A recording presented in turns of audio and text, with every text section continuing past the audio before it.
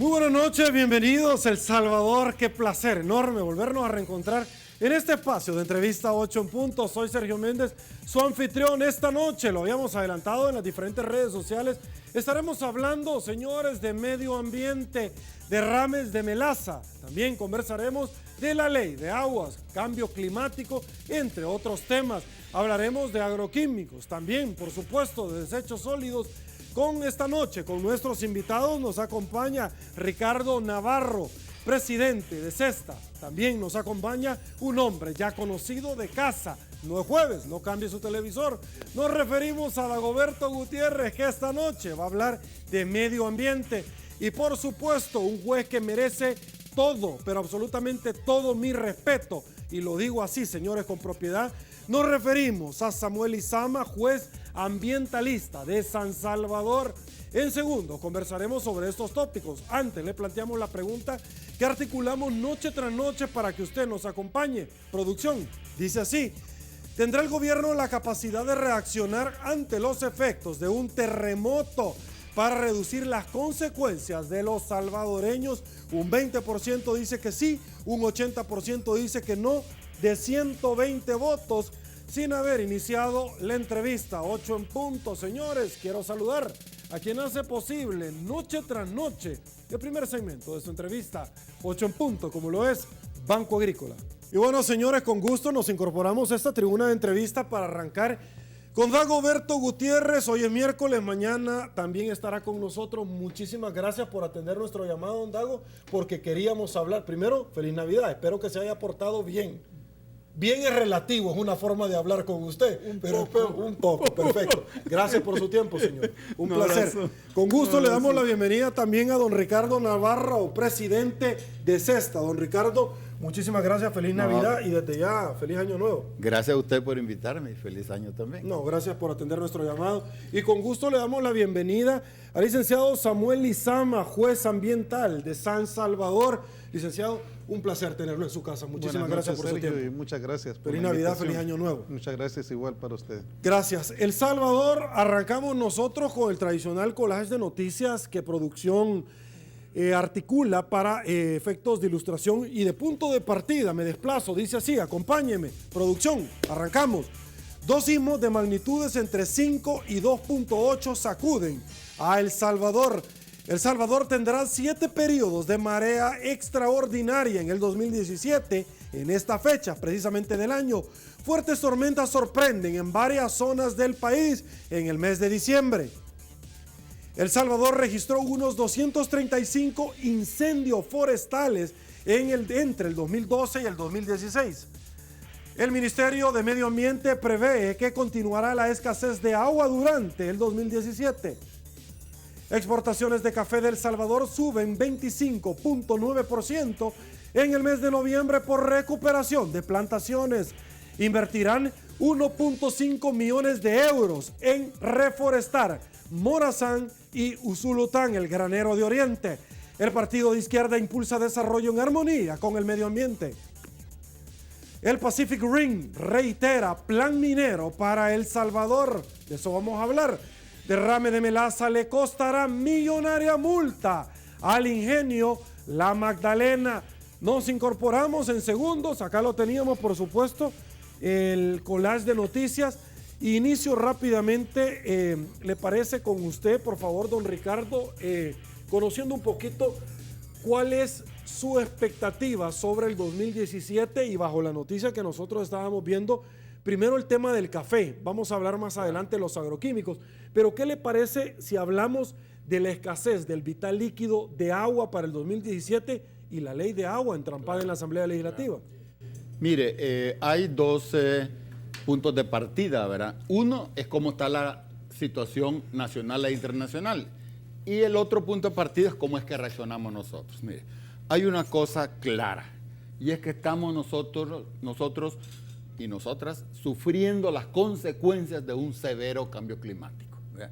Y le voy a decir una cosa, la gente habla de cambio climático y yo creo que ya deberíamos hablar de cambio climático abrupto, porque es donde estamos ahorita desde hace como 9 años, ¿verdad? En todo el planeta. Ahora, ¿esto qué significa? Entre otras cosas, que se acumula una gran cantidad de energía en la atmósfera Entonces todo el ciclo hidrológico automáticamente se transforma, todo. ¿Verdad? A veces llueve, bueno, hemos tenido lluvias estos días, imagínese usted. Llueve cuando no debería llover, no llueve cuando debería llover, vientos cuando no deberían hacer vientos, en fin. Entonces, claro, esto tiene impacto en la agricultura, ¿verdad? Y además de eso, por supuesto, en el agua. Eso es, digamos, la realidad. Ahora, nosotros en El Salvador, imagínese usted, Sergio, tenemos una asamblea legislativa que no reconoce el derecho humano al agua y a la alimentación, y entiendo que son los partidos de derecha. O sea, eso da vergüenza, pero es que da vergüenza. ¿Hay intereses económicos de por medio? Es que ese es el asunto, ¿verdad? Las empresas grandes que se lucran con el agua deben haberle ordenado a la dirigencia de ese partido, ¿verdad?, para que no tengamos un reconocimiento en la Constitución del derecho humano al agua. Y digo la dirigencia porque, mire, yo me atrevo a afirmar esto, Sergio. Si el voto fuera secreto, ganamos. Es que usted no puede suponer que todos en el partido sean así de tontos. ¿Por qué las cúpulas no lo dejan votar en Es secreto? que ese es el punto. Las cúpulas mandan. En todos los partidos es así en el mundo, ¿verdad? Por eso creo yo que si tuviéramos nosotros voto secreto, ganáramos. Pues estoy convencido que debe haber gente que puede ser de derecha, así es que eso no es el problema, O sea, pero que tenga conciencia del ¿Usted agua. está de por acuerdo Dios. con Dagoberto Gutiérrez cuando él señala que las cúpulas partidarias son empresas Fíjese que, de los partidos políticos? mire, son empresas y son malas empresas, porque es que los que son buenos empresarios deben garantizar que las condiciones se mantengan a permanencia. Pero imagínese una empresa como esta, que le ordena a la gente que no vote en favor del agua. Es una vergüenza, eso no es un buen empresario, es un mal empresario. ¿Va de la mano con los financistas que pueden tener los partidos políticos? No, ciertamente, ahí hay intereses económicos fuertes, porque mire, fíjese que con la ley pasa eso. ¿Cuál es la diferencia? De nuevo los partidos de derecha quieren que el organismo rector esté metido en la empresa privada. Y lo que ellos dicen es que no podemos dejar que el gobierno tenga un súper ministerio ahí con el agua. Bueno, y no tiene el gobierno el ejército. ¿Y qué más superministerio que el ejército? ¿Y acaso la Policía Nacional Civil? No tiene, ¿verdad? ¿Quiénes deben legislar? El gobierno. Y no para eso lo hemos electo, pues. ¿Me entiende? Ahora, igual que el Ministerio de Obras Públicas. El Ministerio de Obras Públicas decide dónde hacer las calles. ¿Y quién hace las calles? La empresa privada. Si yo no tengo ningún problema en que las tuberías las tire la empresa privada, la apertura de los pozos, la calidad del agua, todo eso puede administrarlo la empresa privada. Eso no es un problema. Pero, las decisiones trascendentales debe tomarlas instituciones de carácter público, ¿verdad? ¿Qué pasó con los alimentos hace un tiempo atrás? Como aquí cada quien puede exportar e importar, no había frijol, ¿verdad? Si hubiera control, dirían frijol para los salvadoreños y lo que sobre exportan, ¿verdad? Igual con el agua. ¿Qué va a pasar cuando allá en una botellita aquí, que a lo mejor vale 50 centavos, cuando allá en París estén pagando $2 por ella? ¿Qué va a pasar? Si usted es un empresario privado, es que el empresario privado va a exportar y como que no. Si a mí me dan 50 vendiéndola aquí y $2 por allá, entonces debe haber una instancia que diga, vamos a darle agua a los salvadoreños y por supuesto tenemos que entrenarnos los habitantes para no desperdiciar. ¿Usted está de acuerdo con la ley de aguas tal y cual se ha planteado en la Asamblea? Mire, en términos generales, lo que ha planteado el Ministerio del Ambiente no me parece mal, me parece bien. Algunas cosas cambiarían, ¿verdad? Porque, por ejemplo, ahí hay un organismo rector que os planteaban de 8 personas, de 5 personas es suficiente. Ellos decían, es que hay que meter al Ministerio de Relaciones Exteriores. Un día estaba yo ahí en una discusión con alguien del ministerio, me decía, es que la mayor cantidad de agua viene de Guatemala, entonces hay que poner al Ministerio de Relaciones Exteriores. Yo le decía, mire, la mayor cantidad de agua cae del cielo, entonces meta al arzobispo también a que esté ahí, pues a sí, que ¿verdad? ore de vez en cuando a que para le ponga que a caiga. rezar para que siga lloviendo. Sí. O sea, es que mire, un grupo de 5 sería suficiente. Pero ¿cuál es la diferencia fundamental? Que lo que presentó el Ministerio del Ambiente, ahí está, el Ministerio de Agricultura, Ministerio del Ambiente, por supuesto, anda, Ministerio de Salud, está bien. Y los otros quieren que esté ahí Corsatur, que esté Camagro, que esté la ACE, eso no es Sí, correcto. como que es carta al niño Dios. Mire, don Ricardo, ayúdeme a entender algo porque A en ver. esta ley se especula de muchísimas Claro. cosas y uno de ellos es, ¿cuál es su opinión sobre aquellos proyectos residenciales que se articulan, pero uno de la familia de ese proyecto de la constructora se queda con la distribución de agua. Cuénteme, ¿cómo mira usted ese tema? Es que mire, es el problema. Y entonces el papá le consigue al hijo tradicionalmente el negocio de su vida porque va a ir creciendo y agua siempre va a haber. Es que ese es el problema, mire. Aquí el gobierno salvadoreño tradicionalmente ha sido un empleado del gran capital. Aquí en El Salvador. Bueno, yo diría que en la mayor parte del mundo, ¿verdad? Aquí peor quizá, porque usted ve, por ejemplo, las grandes gobierno también. Mire, este gobierno quizás un poco menos. Este gobierno creo yo que tiene la buena intención de cambiar las cosas, pero hay cosas, por ejemplo, el Fomilenio. El gobierno lo está negociando con los grandes capitales. Para entrar al Fomilenio tiene usted que poner $125,000, creo que es. ¿Por qué no hizo un acuerdo, en vez de hacerlo del gobierno con la empresa grande, gobierno con las comunidades? Así debería haber sido, ¿verdad? Entonces yo sí creo que los gobiernos lamentablemente sirven al gran capital. Y si eso no cambia, no le vamos a encontrar solución a los problemas ambientales. Perfecto. Voy con Samuel Lizama y yo ya he remetido acá contra aplicadores de justicia, por lo tanto debo de ser honrado en decirlo, porque honor a quien honor se merece. Para mí es un lujo de aplicador de justicia, un capacitador judicial, una persona que tuvo el inmenso placer de conocerlo en el ejercicio profesional como juez de Zaragoza, pero también tuvo la gallardía en su momento de aplicar el derecho y desconocer como juzgado quinto de instrucción aquel director de la Policía Nacional Civil que más tarde la Sala de lo Constitucional ciertamente removió. Una vez más, muchísimas gracias, porque este es un lujo de panel que desde hace rato lo queríamos tener, pero por diferentes compromisos de su servidor y ustedes no lo habíamos podido concretizar. Juez Lizama, convérseme un poquito sobre el tema que estamos desarrollando con don Ricardo, luego voy con Dagoberto Gutiérrez, un hombre de casa. ¿Cuál es su valoración con relación a lo que hemos conversado y la ley de agua y por supuesto todo este tema de ambientalista que estamos teniendo nosotros en nuestro país? Por favor. Sí. Muy bien, Sergio. Buenas noches. Primero quisiera decir que con el tema de la ley de aguas o el proyecto de ley de aguas hay algunos aspectos que hay que tomar en cuenta. Como Juzgado Ambiental de San Salvador, y aquí voy a hablar de la experiencia que hemos tenido a 2 años de funcionamiento, hemos podido constatar en todo el territorio nacional el grave deterioro del recurso hídrico de El Salvador, por un lado. Esto con diferentes fuentes, ¿verdad?, de contaminación, ¿verdad?, químicos, basura, etc. El segundo elemento que hemos identificado tiene que ver con el agotamiento del recurso. En algunos casos y sobre todo para monocultivos es una explotación del recurso hídrico en grandes cantidades que afecta o pone en riesgo la existencia del recurso a futuro, ¿no? Y lo otro que tiene que ver con esto también es la gestión del recurso. Y aquí quisiera decirle que hemos identificado, tratando de buscar soluciones a diferentes problemas, que la normativa que rige en El Salvador sobre el recurso hídrico es una normativa, primero, desfasada de la realidad.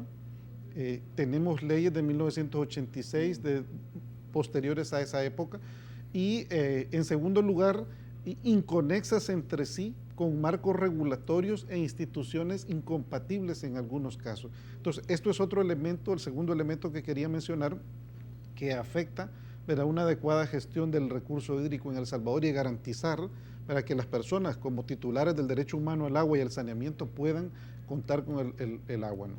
Y el tercer aspecto, que es propiamente justo lo que estaban hablando de lo del proyecto de ley de aguas, esto creo yo que efectivamente es necesario, es urgente.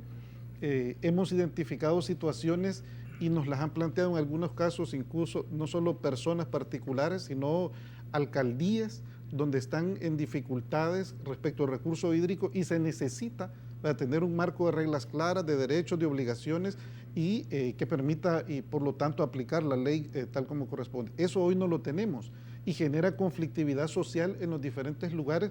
Incluso hemos identificado conflictos entre las mismas alcaldías producto de esta circunstancia, ¿verdad? Y ahí tenemos demandas ya de alcaldías contra alcaldías por problemas de recurso hídrico. Entonces, es bien importante, ¿verdad?, que la Asamblea Legislativa haga la aprobación de este proyecto de ley de agua. Yo creo que aquí, Sergio, voy a introducir un elemento de carácter jurídico. la no existencia de una ley de aguas en El Salvador es lo que constitucionalmente sería una omisión constitucionalmente relevante.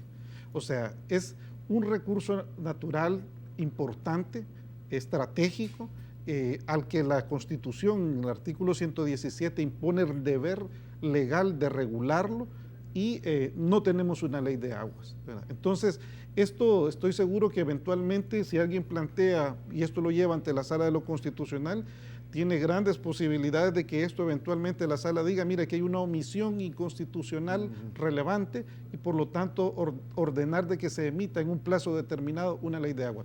No puede soportar más ya el país, ¿verdad? Y con las situaciones problemáticas que hay y que se vienen en camino a raíz de todos los efectos de cambio climático y otras problemáticas propias del sistema agrícola nuestro, no hay excusa para que no tengamos una ley de aguas. Perfecto. Dagoberto Gutiérrez, le traslado a usted, caballero, la misma pregunta que hemos conversado sobre la ley de agua, que en algún momento en 8 en punto en el panel de los jueves la hemos tocado, pero no a la profundidad que pretendemos esta noche hacerlo. Por favor. Hace poco, el Papa Francisco dijo que el capitalismo es una especie de terrorismo contra la humanidad. Esta es una afirmación muy justa y muy correcta. Endosamos esta afirmación valiente del Papa. Un saludo al doctor Carlos Argueta, otorrino laringólogo. Un abrazo al médico y a su familia y también a sus amigos. Es muy preocupante la gestión del presidente de Colombia, que acaba de ser premiado con el Premio Nobel de la Paz, Santos, que está gestionando la instalación en Colombia de la OTAN. La OTAN significa guerra. Y mira qué cosas, un premiado con Nobel de la Paz buscando instalar armas poderosas en nuestro continente. Saludamos finalmente al pueblo salvadoreño que está llegando al fin de su año.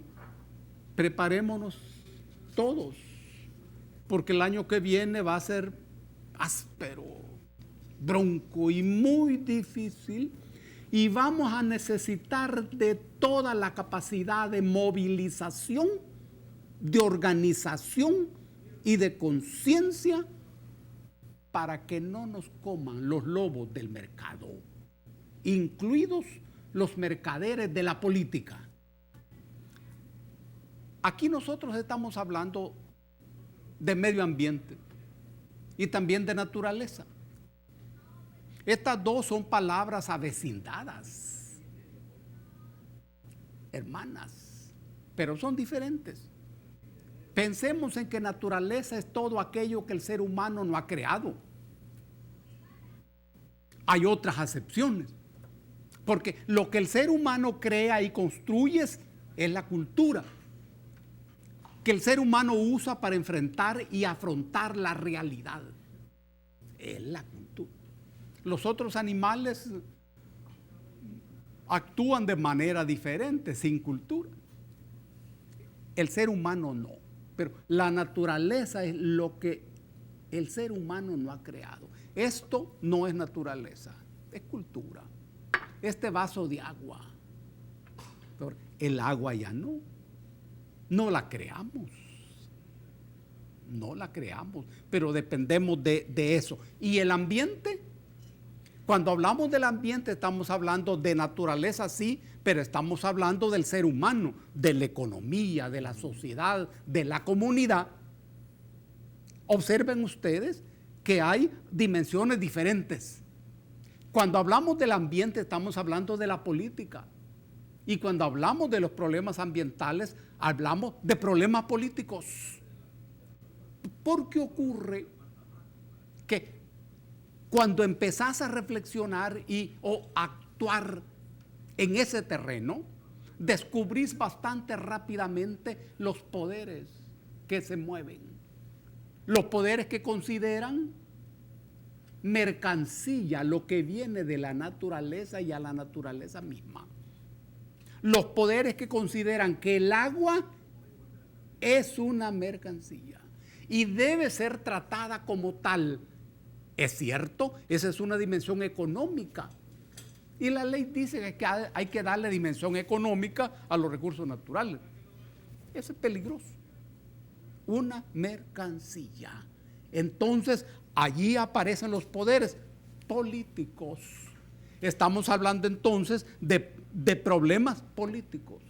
Ahora bien, esta temática, pese a ser una temática con dimensión ambiental, no es central ni para el Estado ni para el gobierno. He dicho, no es central. Pero sin embargo, desde la misma Constitución, en el artículo 117, hay un abordaje interesante. Porque fíjate que el 117 dice, el Estado, es deber del Estado proteger los recursos naturales. Proteger. Así como la diversidad e integridad del medio ambiente. Hay una coma, para garantizar el desarrollo sostenible. Observamos que hay una serie de valores antes y luego dice, toda esta protección, toda esta conservación es para garantizar el desarrollo sostenible. Esto es economía. Esto es mercado. El desarrollo sostenible no es ningún concepto sacrosanto, mucho menos en nuestro país. Aquí hay dificultades en el arranque de esta disposición. Estamos hablando de la filosofía de esto. Ahora bien, el deterioro del ambiente es responsabilidad de las personas, sí, pero es responsabilidad del capitalismo. No solo en nuestro país, a nivel planetario. Si el ambiente es mercancía, entonces es el reino del mercado todopoderoso. Y no olvidemos que cuando se ataca un bosque, cuando se atacan los recursos como el agua, se está atacando a la persona, a los seres humanos. Finalmente, ¿y el derecho? ¿Esto es un problema político? ¿Cómo juega el derecho? ¿Cómo juega la ley? Digamos que el derecho es la organización jurídica del poder político. Repito este concepto. El derecho es la organización jurídica del poder político.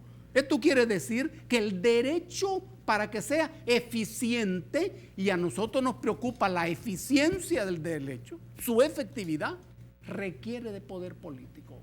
Si la temática ambiental en nuestro país no es amparada por un poder político, tenemos falencias en su legislación. Perfecto. Señores, hacemos la primera pausa. Esto se llama 8 en punto. Volvemos.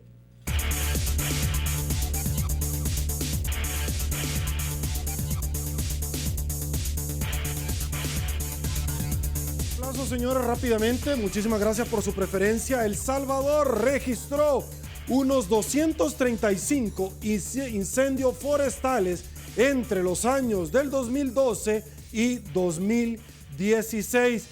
Me incorporo don Ricardo Navarro. Hablemos un poquito del cambio climático. ¿Cree usted realmente que los gobiernos en el mundo están comprometidos, incluyendo El Salvador, pero aquellos gobiernos que en algún momento dictan las posiciones de cada uno de los países que de pronto son receptores de plata, que tienen una necesidad como el G20, ¿cree que realmente están comprometidos con suspender, con de una u otra forma detener el cambio climático y la degradación del medio ambiente de nuestro mundo? Mire, ciertamente que no, ¿verdad? Y la prueba es esto, mira. El cambio climático surge a raíz de una serie de gases que nosotros, la humanidad, tira a la atmósfera y esos gases calientan el planeta. ¿Ese es el efecto invernadero? El efecto invernadero, correcto. Mire, y esos gases, el principal de ellos es el producto de la quema de combustibles fósiles. Y ese incremento es siempre continuo, ¿verdad?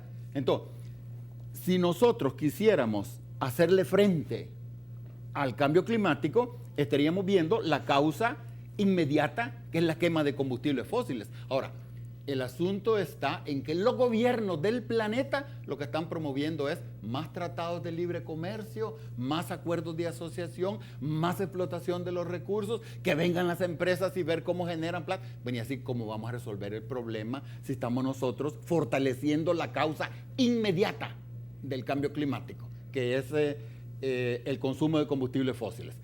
Y eso, mire, hubo un acuerdo en París, ¿verdad? ¿Y qué dice el mismo acuerdo? Dice, lo que han dicho que van a reducir o que van a evitar que llegue a incrementarse la temperatura de unos 5 o 2 grados, eso no se va a poder lograr con lo que han prometido que van a reducir las emisiones. Y ese es el problema. Las empresas productoras de petróleo cada día están ganando $100 millones en promedio. Entonces, así cómo vamos a detener el cambio climático, por Dios santo. Es casi que imposible. Mire, y eso nos lleva a otra cosa. Mire, aquí nosotros tenemos un problema fundamental. El cambio climático en realidad es la expresión de un problema más grande.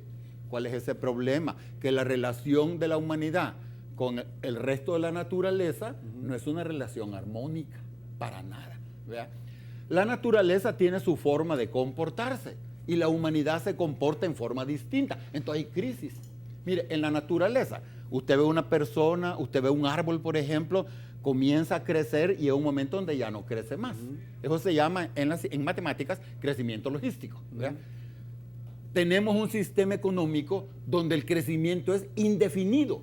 ¿Verdad? Nosotros no podemos resolver los problemas ambientales del planeta, sobre todo cambio climático, en el actual sistema político económico que prevalece en el planeta. Es imposible. Ahora, esto nos va a llevar a una situación, mire, ahorita ya con tantas emisiones que se han hecho en los últimos años, el planeta se ha calentado 1.25 grados arriba de lo que era hace unos 200 años, ¿verdad?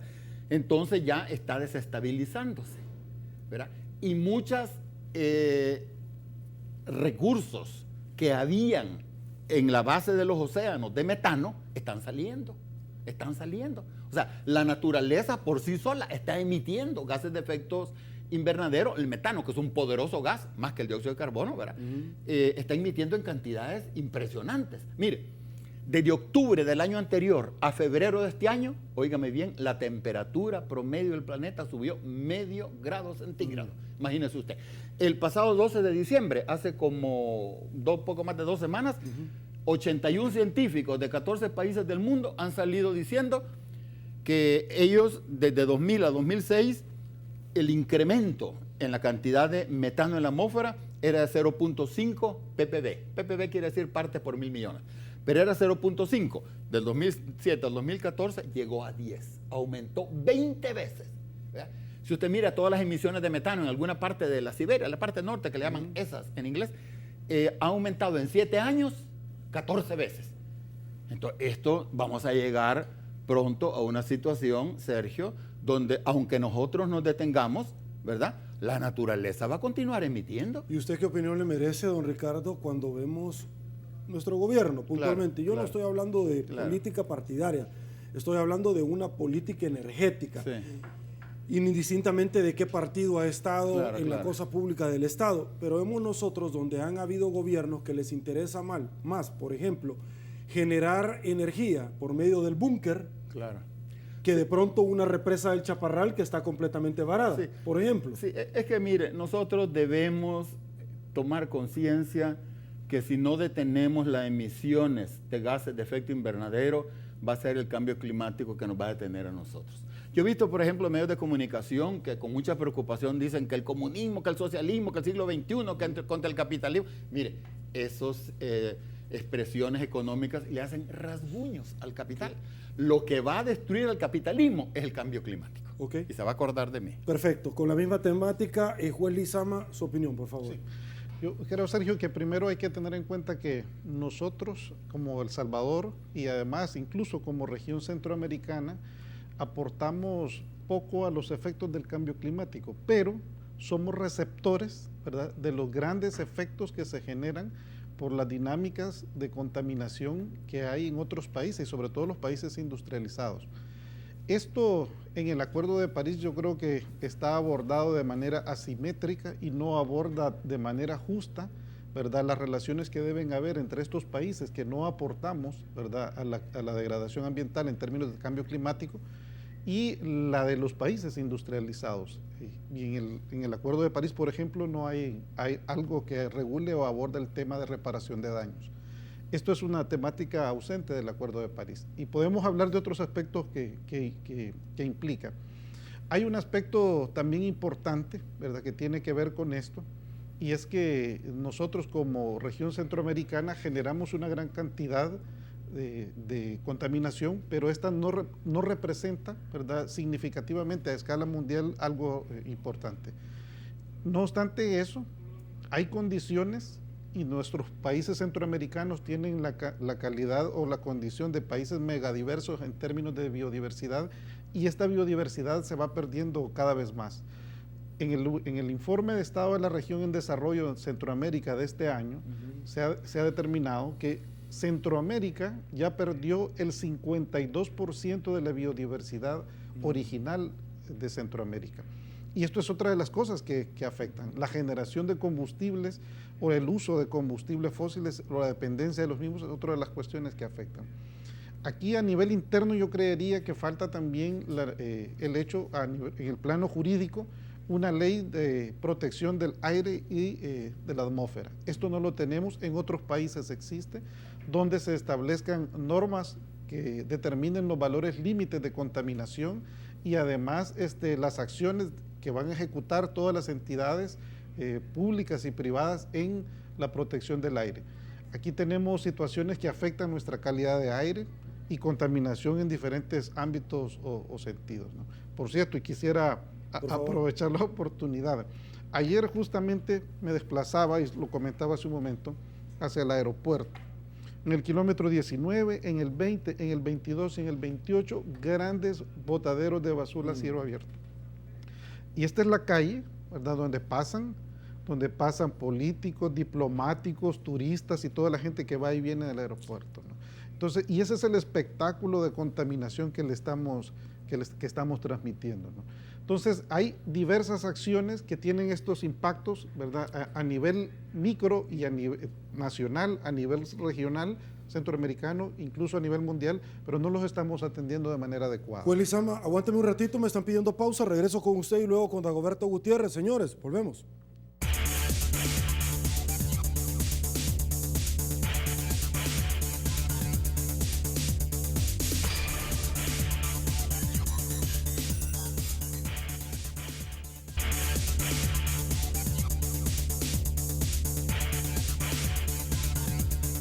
Estamos de regreso. Juez Lizama, por favor, terminamos la idea.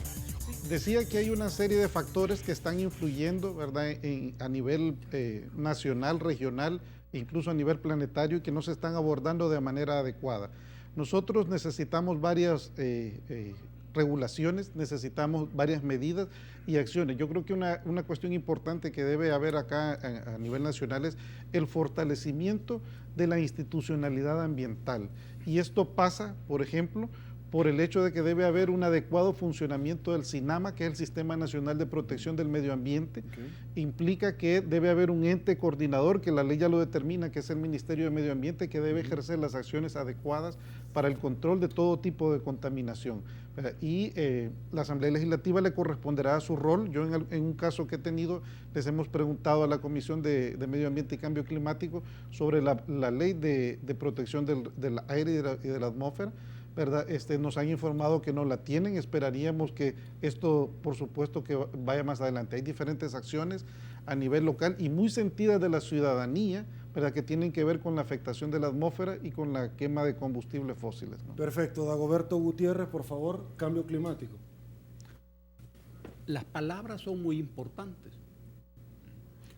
Las palabras tienen una función antropológica que consiste en introducir la sociedad adentro de uno. Uno siempre se piensa situado adentro de la sociedad, pero no siempre se piensa que la sociedad está dentro de uno. Esa es justamente la función de las palabras. que son producidas por la gente, no son producidas por las academias de la lengua. Y en lo que tiene que ver con el clima, aparece la palabra cambio climático y también otra palabra vecina, variabilidad natural del clima. Esto es importante porque el planeta y los planetas quizás cambian de temperatura. El mismo Sol, los científicos han descubierto que hay un cambio de temperatura cada determinado tiempo. Estamos bien.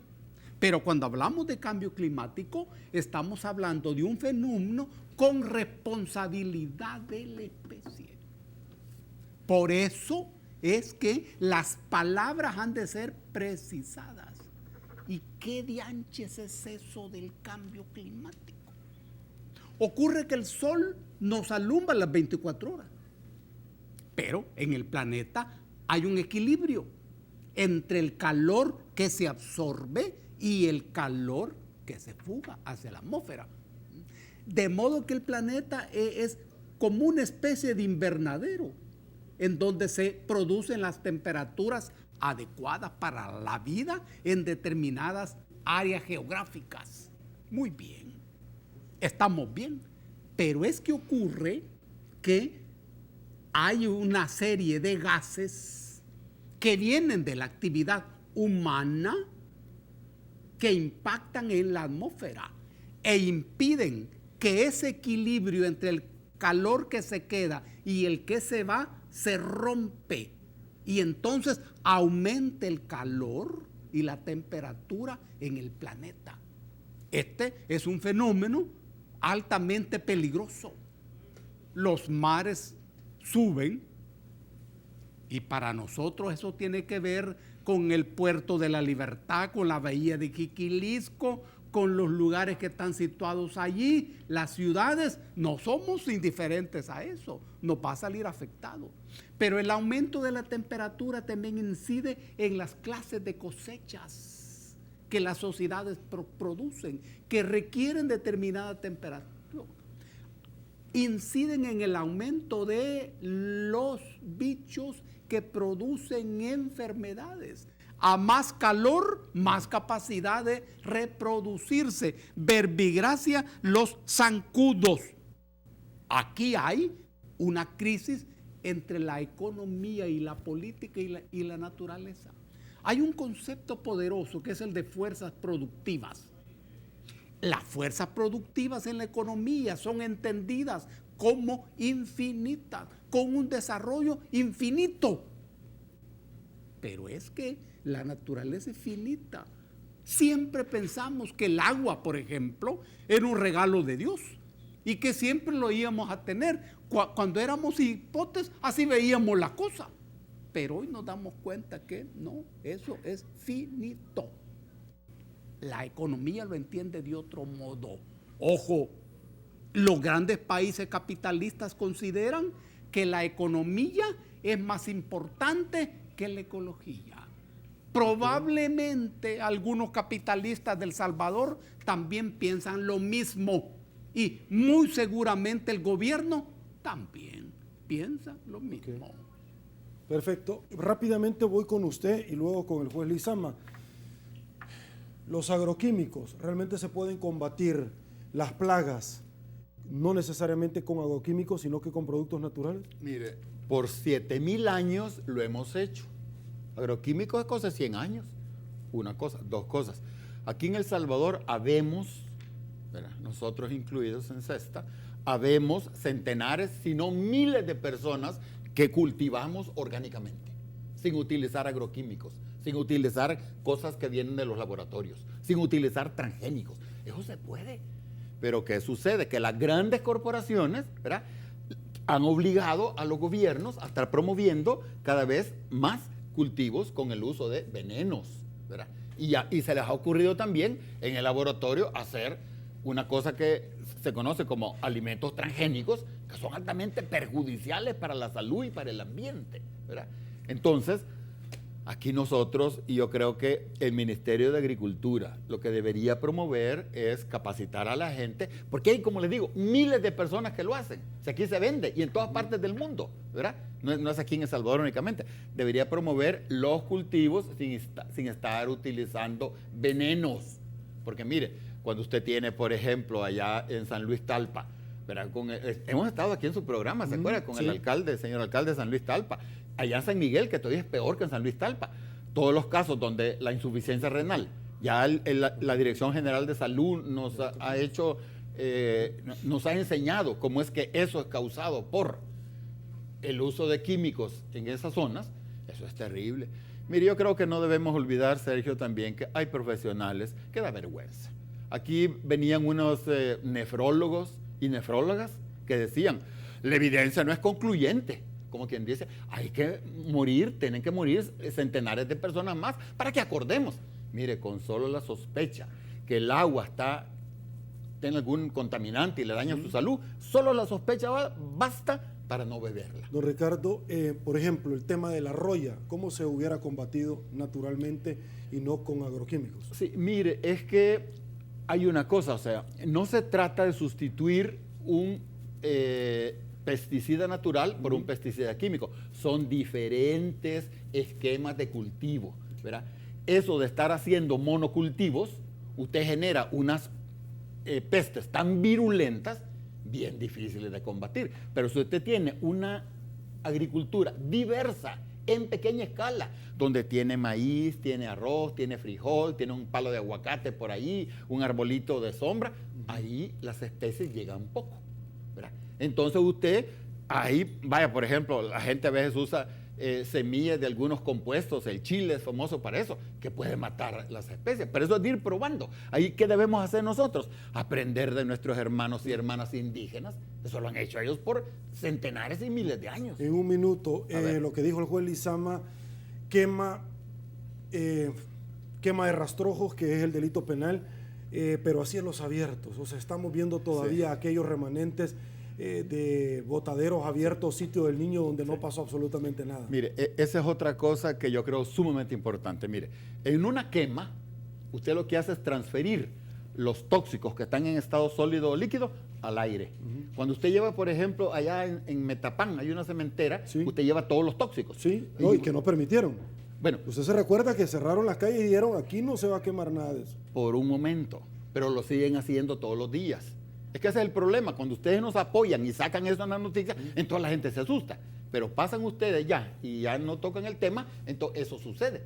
Y el asunto está en que cuando queman esas cosas, los tóxicos van al aire. Ok, ¿verdad? Perfecto. Juez Lizama, imposible que usted me acompañe esta noche y que yo no le pregunte sobre varios casos, uno que está conociendo y el otro que ya conoció sobre el derrame de melaza en el ingenio La Magdalena. Producción, acompáñeme porque hubo una resolución acá en el collage de noticias que usted me comentó.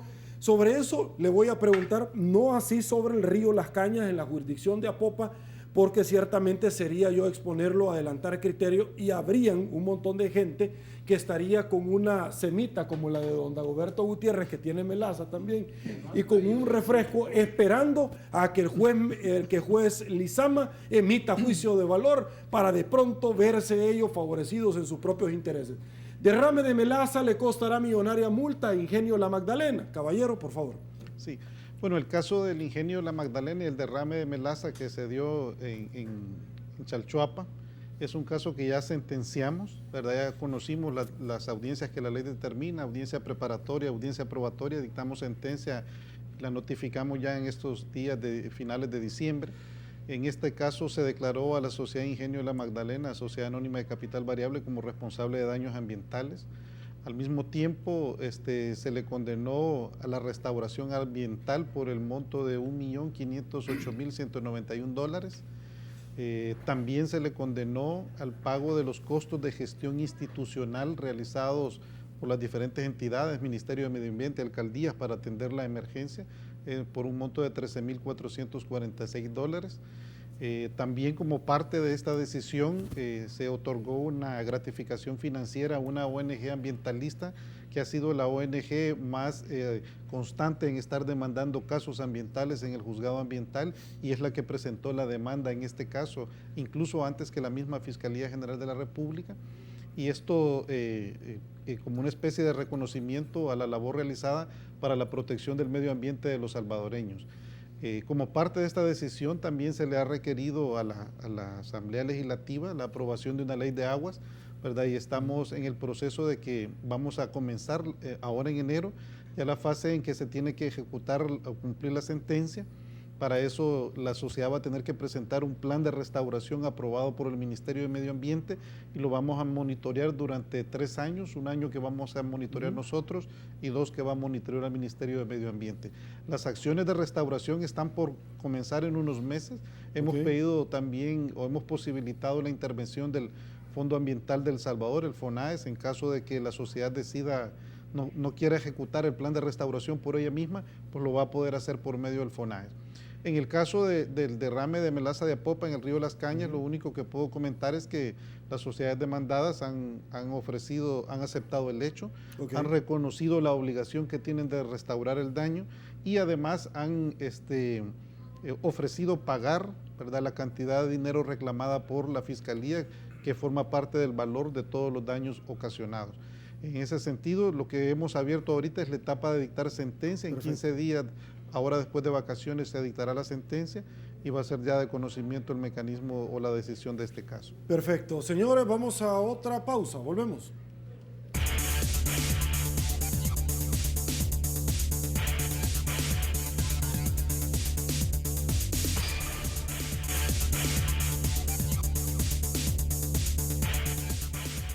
Señores, estamos de regreso y ya no tenemos tiempo para más. Dagoberto Gutiérrez, lo voy a ver mañana también acá, señores, en el panel de los jueves. Pero reitero el mismo comentario, disfrute, fin de año, pero todo con moderación. Protege bien. Suerte, como no, y vos también, que no se te olvide ir a la iglesia. Sí.